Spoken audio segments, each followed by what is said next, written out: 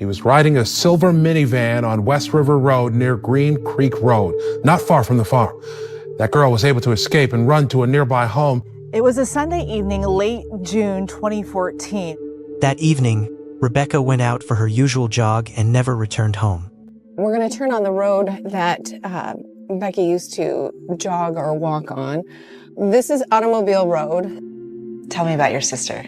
Becky was the oldest of the three of us sisters, kind of more of a mother to us in times of need. Absolutely great spirit. What was she like as a mom? Very involved. It was very active with Ellie. She loved to go on runs, bike rides, walks through the woods. A neighbor later found her lying in the road with her clothing disheveled, leading people at first to believe she had been hit by a car. Although she was unconscious when she was found, Rebecca still had a pulse. Emergency services were called, but she did not survive her injuries. An autopsy revealed that she died from 3 gunshot wounds to the back and head, along with multiple bruises on her wrists and legs. At the time, the killer had not yet been identified. 2 years later, after Jeffrey Willis's arrest, evidence showed that the gun found in his minivan was the same weapon used to murder Rebecca Bletch. Willis continued to deny any involvement. Prosecutors put forward the theory that Willis had tried to kidnap Rebecca and take her back to his home. When she fought back, he shot her and fled. Forensic analysis found Rebecca's DNA on a glove recovered from Willis's house. The discovery of the restraints and the syringes to us sent up a significant red flag. Jeffrey Willis was eventually convicted of murdering Rebecca Bletch and sentenced to life in prison. 2 years too long for today. Jeffrey Willis charged, a suspect in Bletch's inexplicable 2014 murder. She was shot to death on the side of a Muskegon County road after going for a jog. Why her? My daughter and this other party, they're innocent people. They can't speak for themselves. Who's going to speak for these people that are innocent like this? There's just too much going on in society today, especially evil against women. Today, they wonder no more, largely in part because of the teen who police say got away from Willis as he tried to abduct her last month. What happened to her? We wondered. While he was serving that sentence, he faced additional charges related to the kidnapping of Jessica Heeringa. Willis consistently denied having anything to do with Jessica's disappearance. However, when investigators reviewed his phone records, they discovered that on the night Jessica vanished, his cell phone data placed him at the Exxon station where she was last seen alive. Later that night, his phone traveled to his late grandfather's house, about a 13-minute drive from the station. When police went to the grandfather's house, they found the front door secured so tightly that they had to force it open. In the basement, they discovered an array of cleaning supplies, powders, and bleach products. The manufacturing dates printed on those items were all from early 2013, matching the time frame of Jessica's disappearance. Jeffrey Willis's co-workers reported that he was unusually absent from work on April 27, 2013, the day after Jessica went missing. Unlike his normal routine, Willis did not show up at the factory. When he returned a few days later, he had conspicuous deep scratches on his face and hands, fueling further suspicion among those who knew him. A woman who had visited the gas station on April 25th, the day before Jessica disappeared, later contacted police.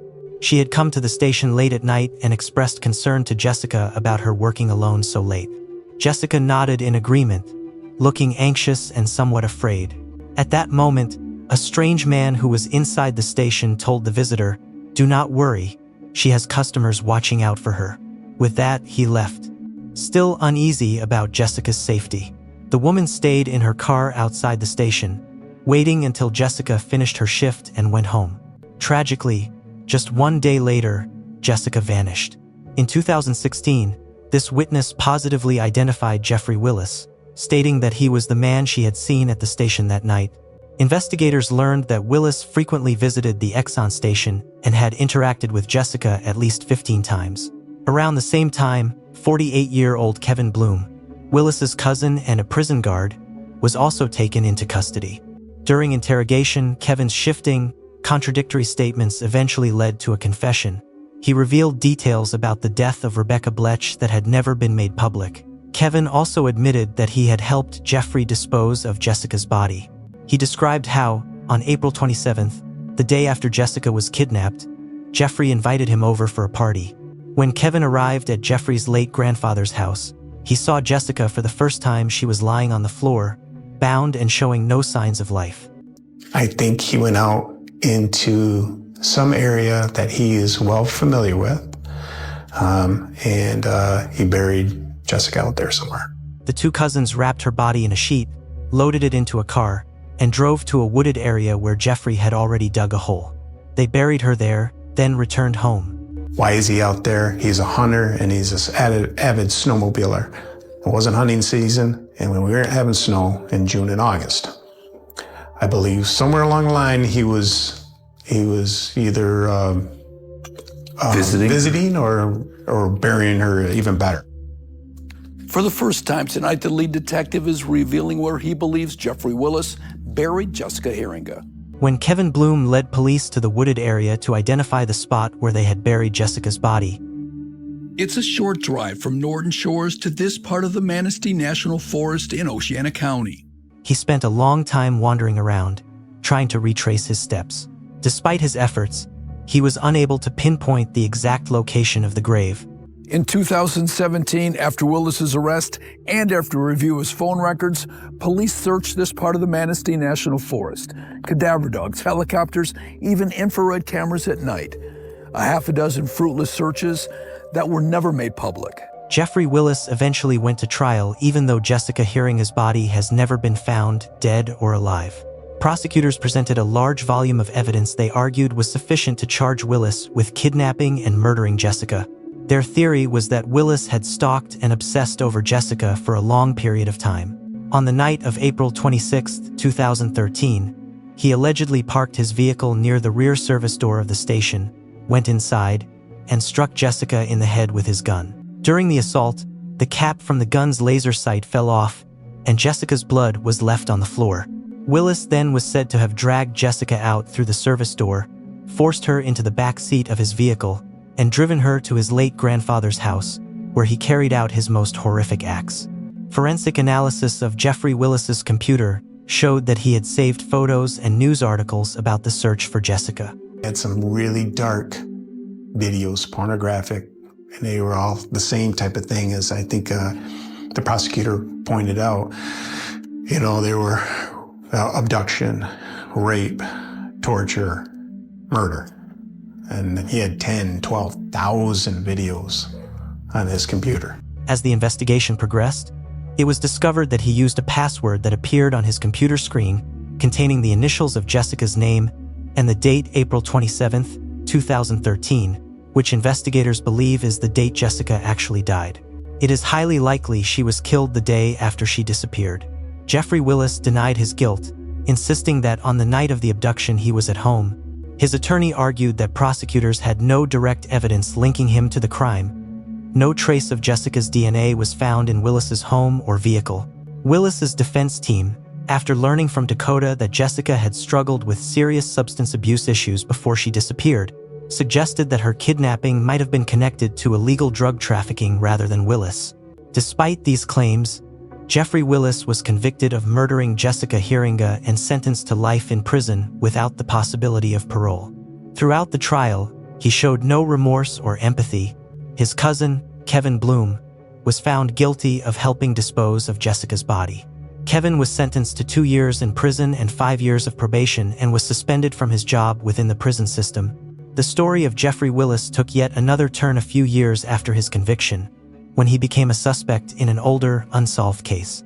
On October 17, 1996, in Fruitport, Michigan, a young woman named Angela Thornburg was found dead, and her killer was never caught. Jeffrey Willis, who had graduated in 1988 from the same high school Angela attended, was later linked to her 1996 murder. At the time, Willis was 28 years old and working as a janitor at his former school. Concerns arose when the principal noticed that Willis was spending too much time in the computer room and requested a review of his computer activity during work hours. The results of that review have never been publicly disclosed, But shortly afterward, Willis was asked to resign. The ongoing investigation into Angela's death is being kept tightly under wraps, with almost no information released to the public. More than a decade has passed since Jessica Heeringa disappeared, and her remains have still not been found. In the aftermath of the tragedy, a legal battle over custody of Jessica's son, Zen, erupted between her sister and Dakota, Jessica's partner. In the end, Zen was placed in the care of Jessica's biological family. At the same time, Jessica's parents played a key role in pushing for legal reform. Their efforts helped bring about the passage of a law requiring gas stations that operate at night to install surveillance camera systems. In the hope of preventing similar tragedies from happening in the future, Jessica Heeringa is gone without a grave, but she has not vanished from this world's memory. The silence at that gas station that night echoed for years, exposing the true face of evil hidden behind an ordinary life. The killer is imprisoned for life, yet justice can never return Jessica's youth, her smile, or the hugs she never got to give her young son.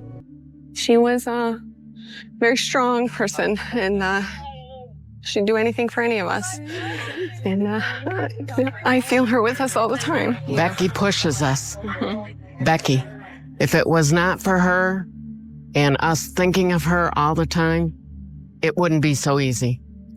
And family and friends say that she was not only a dedicated mom and a wife, but she was also the life of the party. She loved to laugh and have a good time. Her favorite drink, they say, was cactus juice. So her friends and family, they all took a shot in her honor this afternoon. And the family says that they are so encouraged and touched by the support and everybody that came out today. What remains is a bitter lesson. Evil is rarely loud, it is patient. And in a single moment of vulnerability, an entire life can be taken away. Jessica can no longer speak, but her story forces the world to listen so that no one else will ever have to disappear into the darkness again.